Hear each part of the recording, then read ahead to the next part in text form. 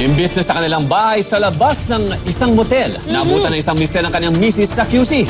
Okay lang sana kung mag-isa siya, pero may ibang lalaking kasama si misis. Kaya naman po sa tindi ng galit ay nakatikim ng malutong na sapak ang kalaguyo umano ni misis. Hindi hinawakan si misis. Maganda yan.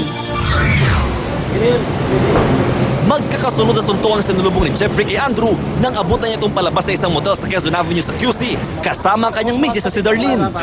Masyado nilang sinasagasaan yung pagkatao ko. Hirap na ako. Tinutuloy pa rin nilang ganyan.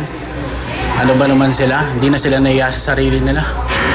3 taon nang kasal sina Jeffrey at Darlene na makipagkulok si babae. Nag-iisip lang daw siya muna ng tama niyang gagawin, time and space lang. Pero hindi pa kami hiwalay. Yun pala, may ibang nakilala si misis. Sa presinto, hindi maawat ang sagutan ng dalawang lalaki. Kung tayo paghiwalay sa'yo, tanggapin mo, nabuhos bukal sa puso mo, hindi yung gumagawa ka ng kung ano pa. Napakaitim ng kaluluwa mo. Sinira mo pamilya ko, demonyo ka. Nananahimik kaming dalawang mag-asawa, sisirain mo pamilya ko. Dami-daming babae dyan, asawa ko pa bibiktimahin mo, demonyo ka. Git ni Andrew, wala silang relasyon ni Darlene at wala silang ginawang masama sa motel. Maniwala ka sa hindi, wala lang akong pwede sabihin sa'yo. Kasi yun ang lugar kung saan pwede mag-usap kami. Kasi dito si Jeffrey, nakasuhan ng dalawa. Si Mrs. naman, heto lang ang nasabi. Nakakahiya. Pero kung yun yung gusto niya, tuloy niya dyan, masaya siya sa gagawin niya. Okay. Mon Gualvez, News 5. Samantala, abutin pa raw ng ilang linggo sa evacuation center ang mga nasunugan sa Isla Puting Bato sa Tondo noong Biyernes. At habang hindi pa malinaw kung saan sila ililipat, tiis-tiis muna ang mga residente na nag-uumpisa na pong magkasakit. Tambak na basura, kubetang ginawang kusina, at mga batang naliligo katabi ng basurahan. Ito na ang eksena sa Delpan Sports Complex na tinutuluyan ng mga nasunugan sa Isla Puting Bato sa Maynila noong Biyernes. Ang higit 1,000 evacuees naghahati sa 6 na portalet at 2 comfort room. Kaya naman hindi na nakakapagtaka kung kumalat ang mga sakit gaya ng lagnat, ubo at iba pang sakit sa balat, lalo na sa mga bata. Si Joanna, pinuproblema ang 1 taong gulang na bunso na tinamaan ng bulutong tubig. Talagang mahirap. Mainit. Pag di perfect ba yan? Talagang dapat pumupunta ako umiiyak. Si Lola Josefa naman nag-a-antibiotic ngayon matapos makagat ng daga kagabi. Idagdag pa dyan ang problema niya sa stroke. Iiyak ko na lang yung problema ko dahil marami akong walang hanap buhay. Bagamat wala namang outbreak, aminado ang Manila Sanitation Department na may problema na sa kalusugan at kalinisan ng mga residente. Iba, hindi marunong magsigamit, isira yung mga gripo, at saka nakakaroon ng mga barami, mga bowl. Patulad ng mga basura, dinalagay sa bowl.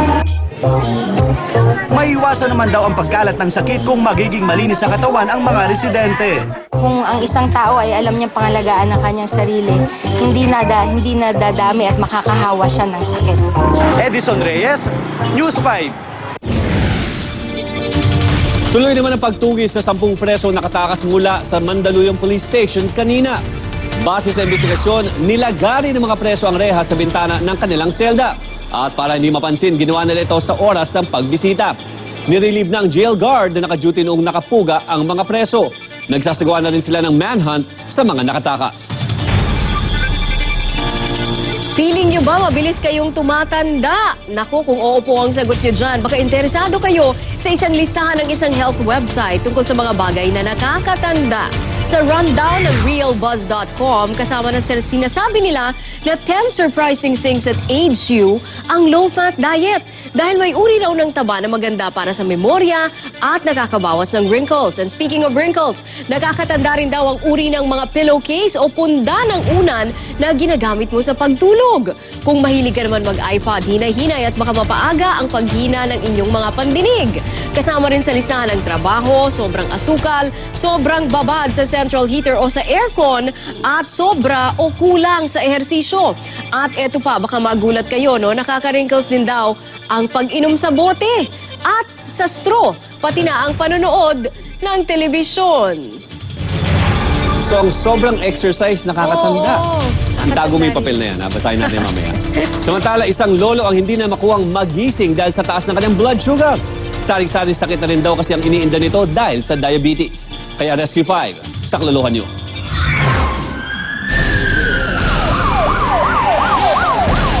Tay. Tay. Kagabi pa to? Pilit namin ginigising ang 67 anyos na si Lolo Noli Benson ng Muntinlupa City. Maglalabing 9 na oras na raw itong natutulog matapos magreklamo ng pananakit ng ulo at pagkahilo noong nagdaang gabi. Umihilig. Oo. Kita ng anak ko Oh. na iba na yung itsura. Kinuha namin ang blood sugar level ni Lolo Noli. Pati na rin ang kanyang vital signs. Taas ng sugar niya, 481. 100/70.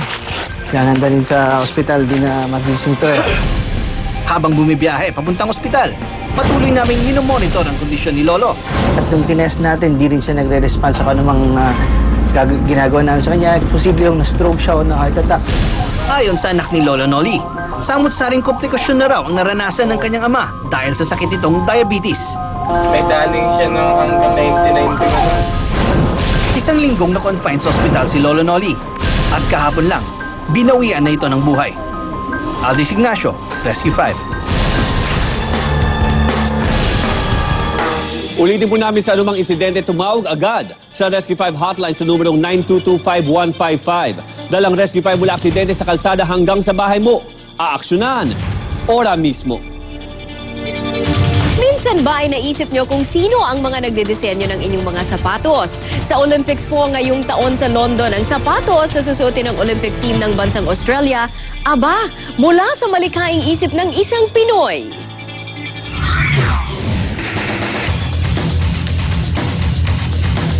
Ito ang opisyal na sapatos na gagamitin ng mga atleta ng bansang Australia sa 2012 London Olympics. At ang nagdisenyo nito, isang Pinoy. Siya, si Jazz Bonifacio. 8 taong gulang pa lang daw siya nang magsimula siyang mangolekta ng mga sapatos. I think, safe to say na lahat ng Pinoy mahilig sa sapatos. Sa ngayon, aabot na raw sa 600 ang koleksyon niya ng mga sapatos. Ang halaga nito, mahigit 800,000 pesos na. Kwento ni Jazz, ang hilig niyang ito ang nagtulak sa kanya para gawin ng sapatos na gagamitin ng mga Australiano. Kailangan nila ng something that's stylish, comfortable, and classic. Kaya naman ang mapili ang kumpanya na pinagtatrabahuhan ni Jazz para gumawa ng sapatos ng mga atleta, hindi siya nag-atubiling gawin ang disenyo. At nang mapili ng Australian Olympic Committee ang kanyang ginawang sapatos, kakaibang saya ang naramdaman ng ating kababayan. As a footwear designer, that's pretty much a big honor, as a Filipino, especially designing the official footwear of the Australian Olympic team. It's probably one of my proudest moments. Simple lang ang mensahe ng kwento ni Jazz, hindi talaga matatawaran ang pagkamalikhain ng mga Pinoy. Cherry Mercado, News 5. Pasadahan naman natin ngayon ang mga balita abroad. Sa poll sa CCTV ang aktwal na pangunguyog ng 2 hold-upper sa isang lalaki sa Tampa, Florida. Maya-maya nagisawsaw na rin ang ikatlong kasama ng hold-upper.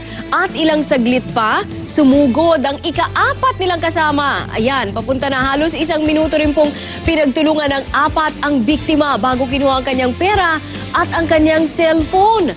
Nasa ospital pa rin ang biktima habang tinutugis ang mga kawatan. Mas magandang balita ito, double celebration para sa isang kakagraduate lang sa university student sa Washington sa kanyang pagtatapos. Segundo lang kasi matapos niya makuha ang kanyang diploma, sinalubong siya ng kanyang boyfriend na lumuhod at nag-propose ng kasal on stage.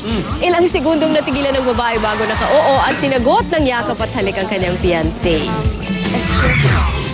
Baaksyon naman ang naging pagsagip ng mga bumbero sa isang asong natangay sa ilog sa New Hampshire. Saktong-sakto lang ang pagbaba ng ilang rescuer na nakaharness sa pagdating ng asong hindi makapalag sa lakas ng agos. Laking pasasalamat naman ang may-ari sa mga rumesponding bumbero. Mabuti lang, oo ang sinabi ng babae. Oo nga, ini-imagine ko rin yun. Paano kung hindi, tas nasa stage sila, kakagraduate lang. Kasi napatigil siya eh. Oh, may second hesitation, ano? Eto naman. Susunod! Dollar accounts umano ni Chief Justice Renato Corona may deposit daw na higit $1 million sa mga panahon ng eleksyon. Ayon yan sa ombudsman. Mga sobrang nahuhumaling sa Facebook, may mataas daw na tsansa na magkaroon ng depression. Video ng dalawang pusa na gigil sa paglalaro ng bola. Abay, bentang-benta sa internet. At kapatid Hunk Derek Ramsey sumagot sa isyong third party daw ang dahilan ng hiwalayan nila ni Angelica Panganiban. Abangan po yan sa pagbabalik ng Pilipinas News.